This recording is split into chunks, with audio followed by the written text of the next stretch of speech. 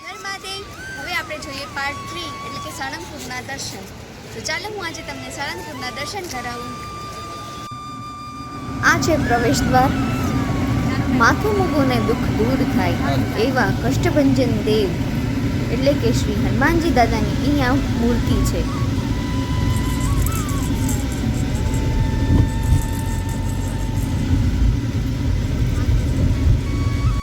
મંદિરમાં એન્ટર થતાં અહીંયા ખૂબ જ મોટો ભવ્ય પ્રવેશ દ્વાર છે.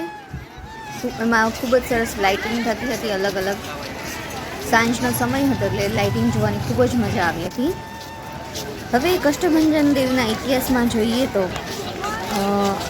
આ મૂર્તિની સ્થાપના સ્વામિનારાયણ સંપ્રદાયના ગોપાળાનંદ સ્વામીએ કરી હતી. ગોપાળાનંદ સ્વામીએ 200 સ્વામિનારાયણ સંતો અને 25 બ્રાહ્મણોની ઉપસ્થિતિમાં યજ્ઞ કરાવ્યો હતો. સંવત 1905ની અસોવદ પાંચમના દિવસે હનુમાનજીની નવી મૂર્તિની પ્રતિષ્ઠા કરવામાં આવી હતી. મંદિરનો ટાઈમ 6:30 થી 1 છે અને બપોરે 4 વાગ્યાથી 9 વાગ્યા સુધીનો છે. મંગળા આરતી 5:30 છે, પછી શણગાર આરતી 7 વાગે છે, જે મંગળવારે અને શનિવારે સ્પેશિયલ શણગાર આરતી થાય છે. રાજભોગ આરતી 10:30 છે, સંધ્યા આરતી 6:15 છે અને શયન આરતી 9 વાગે છે. અહીં રહેવાની વ્યવસ્થા પણ સારી છે. AC room, non AC room વગેરે મળી જાય છે. નીચે ડિસ્ક્રિપ્શન બોક્સમાં હું કોન્ટેક્ટ ડિટેલ આપી દઈશ, તો તમે કોન્ટેક્ટ કરીને ઇન્ક્વાયરી લઈ શકો છો. કેવી રીતે એના ચાર્જિસ છે, શું છે, ઇન્ક્વાયરી લઈ શકો છો.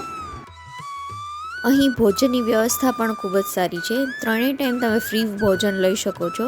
બ્રેકફાસ્ટનો ટાઈમ છે 8 થી 10નો, લંચનો ટાઈમ છે 12 થી 2નો અને ડિનરનો ટાઈમ છે 7:30 થી 9નો.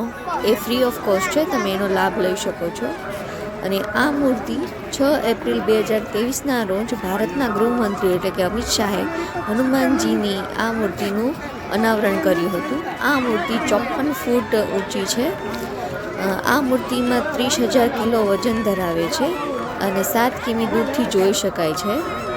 આ મૂર્તિ બનાવવાનો ખર્ચ લગભગ 11 કરોડ થયેલો છે. તો આ વિડીયો અહીં જ પૂરો કરું છું. જો તમે મારો પાર્ટ 1 વિડીયો, પાર્ટ 2 વિડીયો ના જોયો હોય તો નીચે ડિસ્ક્રિપ્શન બોક્સમાં લિંક આપી દઈશ, પ્લીઝ જોઈ આવજો. પાર્ટ 4 જોવા માટે મારી ચેનલને સબસ્ક્રાઈબ કરો અને જો તમે જૂના હોય તો પ્લીઝ લાઇક, કમેન્ટ અને શેર કરવાનું ભૂલતા નહીં.